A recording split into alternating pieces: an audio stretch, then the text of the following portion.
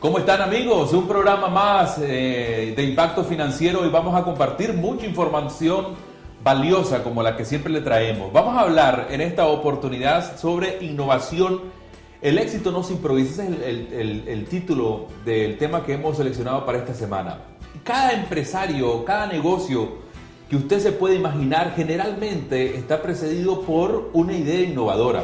Pero ¿cuáles son esos requisitos, esos elementos que acompañan la innovación? De eso vamos a conocer en esta entrevista. Y como siempre tenemos a Juan Vega. Juan, un placer tenerte por acá nuevamente. Un gusto de acompañarnos.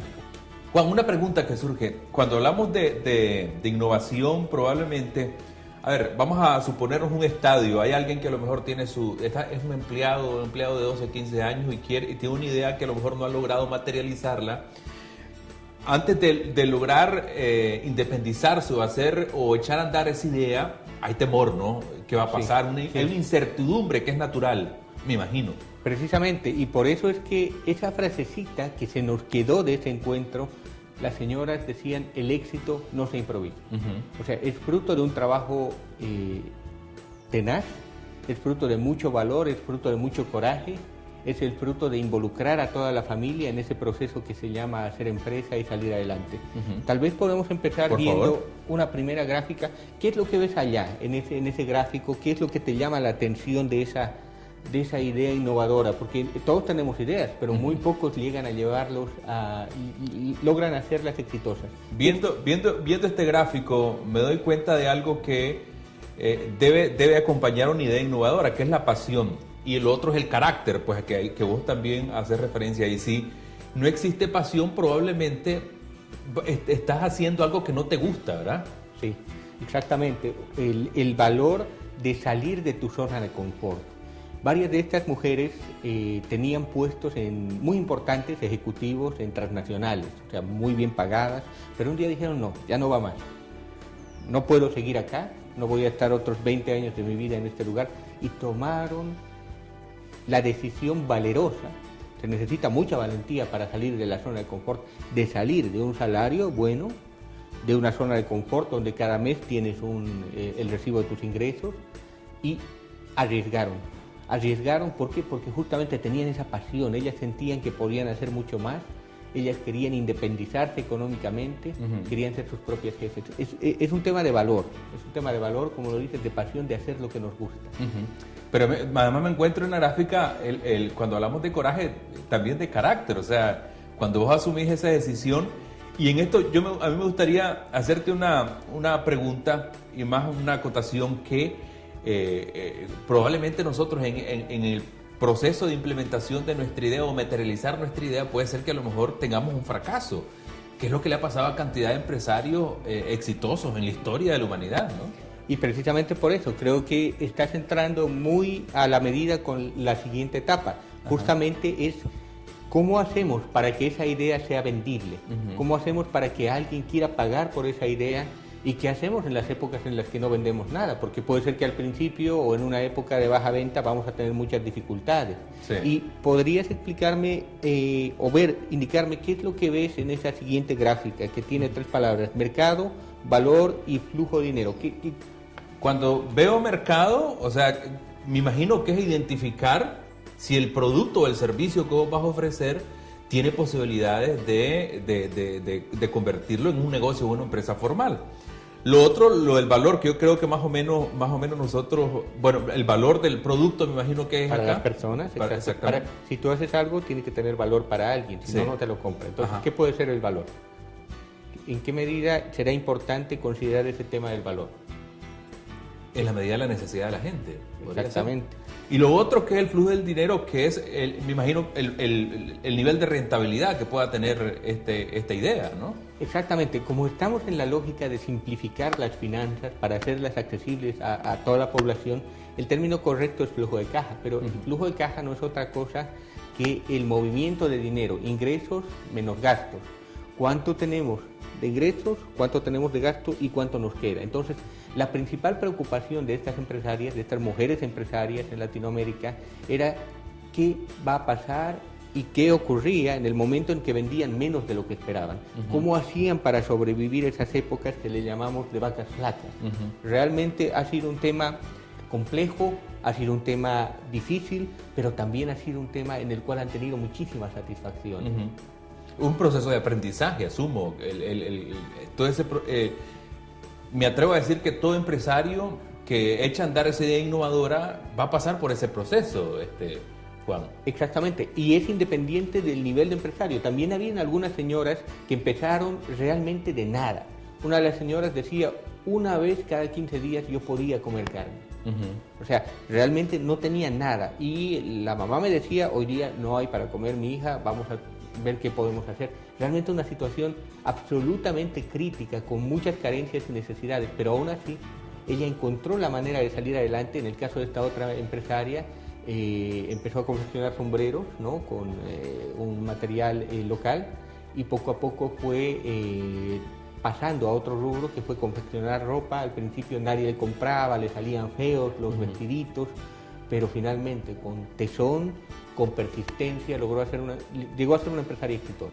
Vamos a ver un ejemplo de cómo llevamos, recapitulando, necesitamos llevar la idea al mercado. Para eso necesitamos valor, pasión, dar a las personas un valor agregado, algo por lo que estén dispuestas a pagar, y asegurar que tenemos el contacto con alguien o de alguna forma las reservas para sobrevivir en época de vacas flacas.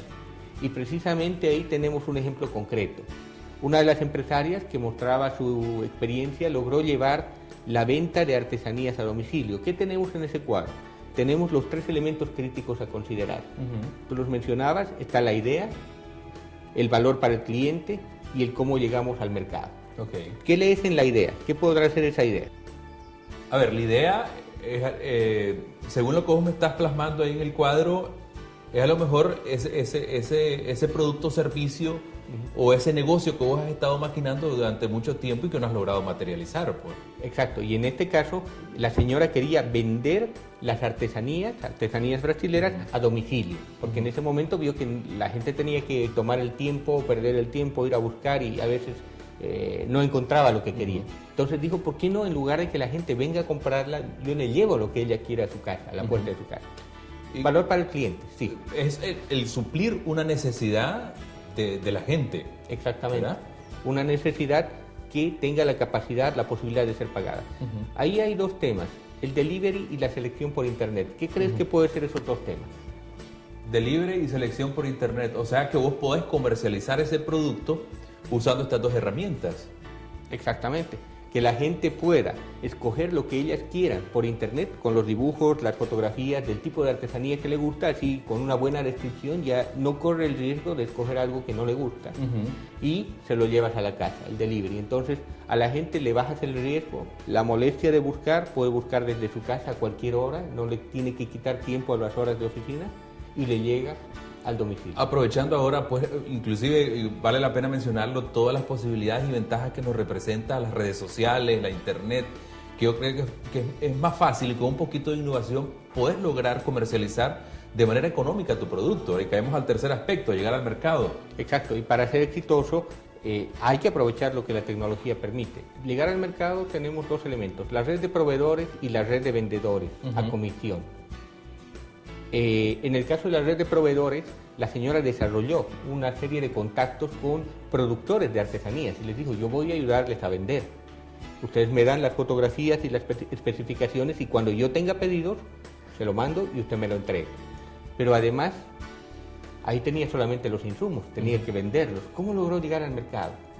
Convenció a un grupo de jóvenes que vendieran las artesanías puerta a puerta a comisión. Entonces, Estos muchachos llevaban las artesanías, vendían lo que la gente pedía por internet, pero además, cuando estaban visitando una casa, aprovechaban de visitar las casas vecinas y podían hacer crecer el negocio mucho más, y así fue como logró convertirse en una empresaria exitosa sin inmovilizar mucho capital, porque el dinero estaba con los proveedores y los comisionistas ganaban si había venta. Muchas gracias, Juan. Como siempre, hay tal información que yo creo que usted lo puede perfectamente graficar como nosotros le hemos planteado en este gráfico que le teníamos ya en la última parte de la entrevista. Muchas gracias, Juan, nuevamente. La mejor de la suerte. Ya regresamos en segundito.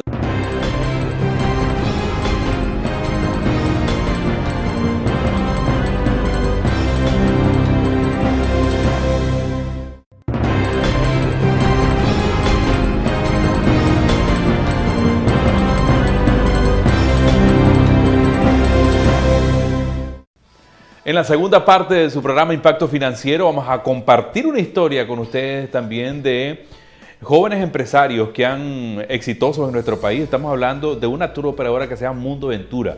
Seguramente usted ha escuchado hablar de ella. Tenemos a Eduardo Guevara con nosotros que nos va a contar de los tropiezos, las dificultades, las oportunidades, como cualquier empresa que se dedica a promover el turismo nacional y fuera del país, seguramente representa muchos riesgos, pero además ustedes identificaron una oportunidad según lo que me estabas contando fuera de cámara. Eduardo, un placer tenerte por acá con nosotros, bienvenido. Muchas gracias, Justo. Definitivamente ha sido una gran experiencia para nosotros. Se empezó desde hace 14 años, Mundo Ventura. Empezó realmente con mi jefe, quien recién salidito de la universidad tuvo esa oportunidad de formar una tour operadora. Empezamos en 5 metros cuadrados, ¿verdad? Una oficina compartida, y al partir de los años nos fuimos dando cuenta de cómo cambió el mercado. Empezamos con un concepto de tour operadora, luego nos hicimos una representante de marca, después pasamos a ser una oficina de turismo estudiantil y ahora terminamos siendo una agencia de viajes y turismo mayorista que representa marcas y también es una tour operadora. En todos esos cambios que ustedes experimentaron, iban identificando oportunidades, una cosa lo llevó a la otra. Básicamente sí. Nosotros empezamos con el boom del turismo en el 97. Se empezó muy bajo, entonces se encontró una oportunidad de representar la marca Hertz Internacional y hacernos mayoristas para agencias de viajes, de proveerles de productos. Y pasamos mucho tiempo ofreciéndoles nuestros productos y trabajando con ellos, formando la empresa. Originalmente nos llamamos Serglob, que era Servicios y Representaciones Globales. Luego se nos dio la oportunidad de representar productos para estudiantes, que eran en ese tiempo los carnets de estudiantes, las pasantías en el extranjero, los cursos de idioma fuera de Nicaragua. El perfil de nosotros cambió y nos encontramos en que el nombre Serglob no era un nombre que realmente hiciera mucho ruido y que la gente no nos viera de la forma que queríamos que nos vieran. Entonces se pensó en Mundo, porque íbamos a trabajar productos de todo el mundo, incluyendo Nicaragua, y después Ventura fue quitarle la A de aventura porque queríamos vernos jóvenes, queríamos que nos vieran como una empresa joven. ¿Cómo se sobrepusieron a la crisis? Porque esa fue una realidad que a muchas empresas les hizo fracasar o cerrar. Ustedes más bien fue una oportunidad para reinventarse. ¿Cuál fue la estrategia? ¿Qué cosas hicieron para lograr identificar una oportunidad más en el mercado? Tenés razón, y creo que parte de la clave del éxito ha sido la reinvención. Hemos tenido oportunidades, el mercado de viajes cambia continuamente. Yo le digo a la gente que la industria de viajes es una de las industrias más volátiles del mundo. Si tenés una catástrofe, las cosas cambian. Si tenés una crisis financiera, las cosas cambian. Lo que suceda, las cosas cambian. Y un producto que funcionaba hoy tal vez no funciona mañana. Entonces, esa ha sido la clave para el tema de la crisis financiera. El turismo receptivo cayó mucho. Entonces, nos tocaba ver cómo hacíamos que los nicaragüenses, que no eran nuestros clientes, se volviesen nuestros clientes. Y una vez más formulamos cómo reinventarnos y vendernos con los nicaragüenses y empezamos a venderle productos a los nicaragüenses en Nicaragua y en el extranjero. Hicimos una pequeña inversión en ese tiempo que todo el mundo fue muy prudente con los gastos, pero tratamos de hacer un poquito contra la corriente. Mientras vos te dormiste, yo me desperté. Entonces yo estuve comprando un poquito de tiempo. Control de costos, ver nuestro departamento de ventas, cómo estaba funcionando, si estábamos con personal de más, si estábamos ganando, si estábamos perdiendo.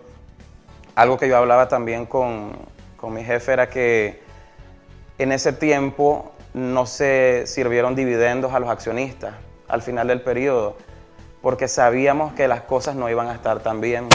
O sea, todo el mundo se amarró el cinturón, pues, en la crisis. Exactamente. Lo asumió. Exactamente, y yo creo que esa es una enseñanza muy buena para quienes tienen una empresa joven o quien tenga una empresa grande. Hay momentos en que tenés que amarrarte el bolsillo y vos como accionista tenés que pensar en si querés ver tu empresa de aquí a 10, a 20, 30 años o realmente querés ver si va a sobrevivir, y nosotros apostamos por vernos en el futuro. El turismo está muy relacionado con un producto intangible, con el servicio. ¿Qué le recomendaría desde la experiencia que ustedes han tenido a las personas que se dedican a esto, que probablemente tienen un negocio similar o que pretenden establecer un negocio similar al que ustedes tienen? ¿Cuál ha sido la clave de ustedes? Yo creo que primero uno tiene que estar comprometido con el trabajo. En turismo nadie se hace millonario, definitivamente, porque es un producto que tiene demasiados canales. Tenés el hotel, tenés el restaurante, tenés el guía, tenés el transporte, tenés la aerolínea, tenés demasiados procesos de distribución, entonces no podés tener un margen de ganancia alto. Primero tienen que saber que se van a meter en algo que requiere de mucha pasión, requiere de que te guste lo que estás haciendo, y después tenés que hacerte un conocedor. Tenés que aprender mucho. Los negocios en turismo no son fáciles. Ganar una buena cuenta no es fácil. Tenés que demostrar que sos bueno, sobre todo cuando negocias en el extranjero. Tenés que demostrarle a una agencia en el extranjero que vos, que venís de Nicaragua, que tal vez es un país que a veces no conocen y que quieren apostar por él, te llevas muchas desilusiones, pero tenés que demostrar que hay calidad en tu producto. Desde diseñar tu paquete, desde diseñar un circuito que vayas a operar en Nicaragua, desde cómo vas a atender, de qué idioma manejas. El que trabaja en turismo 100% tiene que hablar más de un idioma. Es casi una obligatoriedad. Entonces yo creo que es un proceso de aprendizaje y de lealtad a tu trabajo bastante pesado, que quien se quiera meter en esto tiene que quererlo. Eduardo, vos te vas diciendo, ya te tira el corte, tengo una pregunta rapidita. Vos decís de que a través del turismo no se van a hacer millonarios, pero te puedes aproximar, porque es un negocio también, ¿no? Es un negocio, definitivamente es un negocio, pero recordad que en el caso de nosotros es servicio y tenés una competencia muy fuerte y Nicaragua no es un mercado muy grande. Un ejemplo, si querés representar una marca grande, hay marcas que no vienen a Nicaragua porque no tienen el volumen suficiente. Y vos tenés que saber cómo agarrar diferentes nichos chiquititos para poder lograr hacer tu volumen y tu negocio. Pero no te vas a hacer millonario, te lo digo definitivamente. Por lo menos tenés que esperar un poquito más ese millón, pues. Tenés que esperar que crezca el mercado. Yo creo que estamos muy jóvenes. Nicaragua empezó en 1997 el negocio del turismo. Ya en serio, ya como un negocio grande. Entonces creo que con mucha voluntad sí puedes llegar a vivir cómodo. Bueno, Eduardo, cuando en la segunda parte te voy a pedir que hablemos un poco de la calidad. ¿Cómo mantener la calidad una vez que la lograste? Porque igual que llegó, se puede ir si no la cuidas. Cuando regresemos del corte comercial, ¿te parece? Ya regresamos.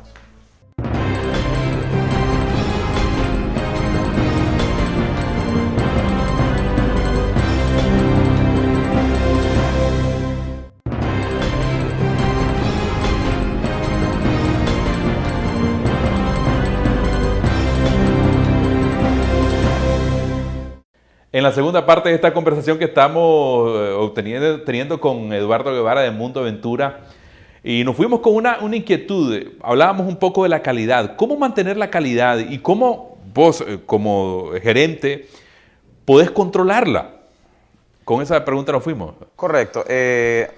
Mira, yo manejo el área comercial y en una empresa de servicios creo, si no la más importante, una de las áreas más importantes. Para mí todo empieza desde abajo y desde un proceso de selección de personal. Yo te decía, para nosotros es muy importante siempre tener pasantes. Nos gusta la gente fresca, joven, con ideas, con nuevas cosas. El concepto de nosotros es ser jóvenes, es ser innovadores. Y traer muchachos que vienen de las universidades a hacer pasantías. 30% del personal de ventas hizo pasantías en el pasado en Mundo Ventura. Por otro lado son los estándares.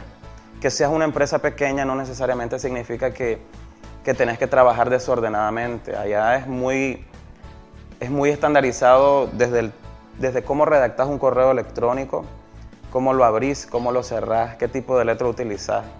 Por ejemplo, a estas alturas, utilizar para nosotros un correo electrónico con florcitas, con fondo azul, que lo que hace es molestarte la vista, etcétera, ¿me entendés?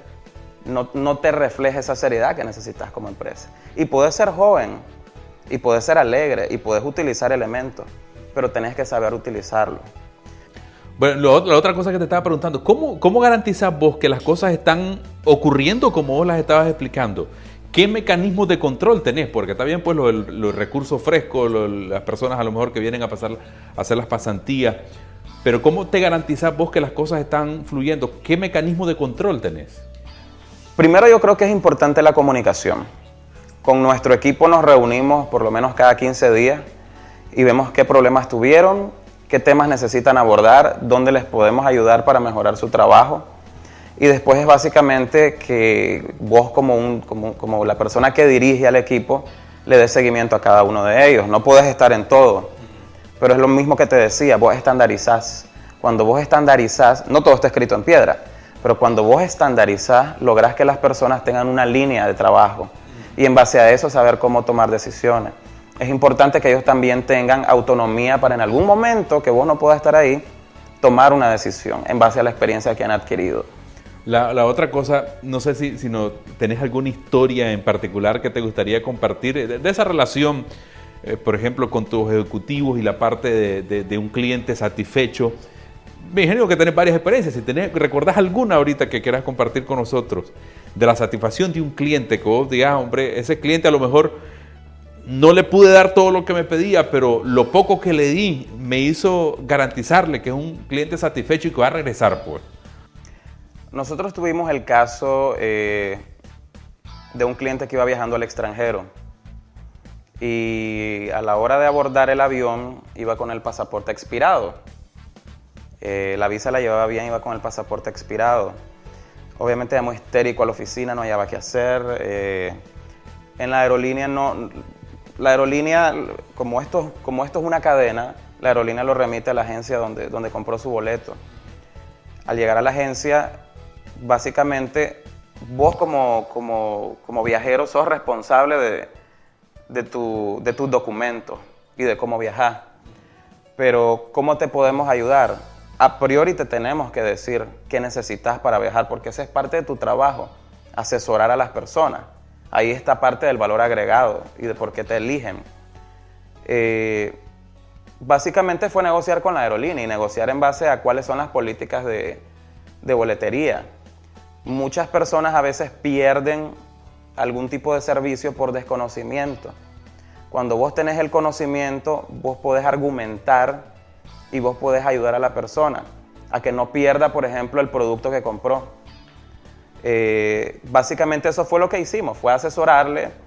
En algunos casos tenés que pagar algún tipo de penalidad por el cambio, etcétera, pero no vas a perder tu boleto. Y eso tiene que ver mucho con cómo conoces tu industria y qué tipo de relación tenés con tus proveedores. Lo que te decía anteriormente, nosotros tratamos de que en el momento en que vos tenés más problemas, tratar de hacer como equipo, ayudarte y resolverte. Y lo hemos hecho también con turistas estando en Nicaragua, con gente que le han robado. Pues somos muy seguros, pero también hemos visto robo. En algún caso tuvimos una pareja de extranjeros y básicamente nuestro trabajo fue apoyarles en todo el proceso de ir a la policía, de poner la denuncia, de tramitar con el consulado y con la embajada sus nuevos documentos y después llevarlos a su casa, porque la gente cuando pierde sus documentos, su dinero, fuera de su casa está desarmado, está histérico. Y que vos les prestes el teléfono, les asistás con esas cosas, ¿me entendés? Tan pequeñas, es muy importante. Eduardo, una cosa, por cuestiones de tiempo a lo mejor podemos conversar y hablar de distintas cosas, experiencias que ustedes han tenido, pero una de las cosas que tal vez me gustaría retomar en esta parte final de la entrevista es, ¿qué le recomendarías a jóvenes que están empezando, a jóvenes que a lo mejor tienen la idea de hacer negocio, que vienen soñando con una empresa y no han querido empezar, no han tenido la oportunidad para empezar o tienen temor a empezar? ¿Qué les recomendarías? Lo primero que yo recomiendo es sepan en lo que se están metiendo. Pregunten, instrúyanse, consulten, investiguen. La persona que investiga y que ve qué está sucediendo en la industria va a tener mucha más certeza de a dónde va, porque estás sabiendo si estás entrando en el momento adecuado. Yo siempre he dicho, en turismo nada está escrito en piedra y necesitas un poquito de paciencia para empezar a ver los frutos de tu trabajo. No tenés que echarte atrás, tenés que mantenerte y tenés que seguir adelante. Todo es parte del entusiasmo, parte de la voluntad con que querrás hacer las cosas y la inteligencia que tengas de saber dónde estás, en dónde estás puesto. Una vez que vos tenés esos elementos, las cosas se van dando por añadidura. Bueno, Eduardo, muchísimas gracias por habernos compartido tu experiencia. Y una de las cosas que me llamó mucho la atención de lo que nos comentaste vos es que es un equipo joven, o sea, que sí se puede lograr las cosas cuando realmente se quiere. Y la otra cosa que me pareció interesante es la comunicación fluida y un poco la posibilidad que ustedes tienen de innovar y cambiar y ver las oportunidades que probablemente a veces uno, si no lo intenta, no las ve. O sea, si no abrís bien los ojos, no las identificás. Agradezco mucho, Eduardo, por esta oportunidad que nos diste de compartir con nosotros y nuestros amigos televidentes esta experiencia. Si usted tiene algún comentario o pregunta que hacer, puede escribirnos a nuestro correo electrónico que aparece en pantalla y con gusto nosotros vamos a responderle. Nos vemos en la próxima y que la pase bonito.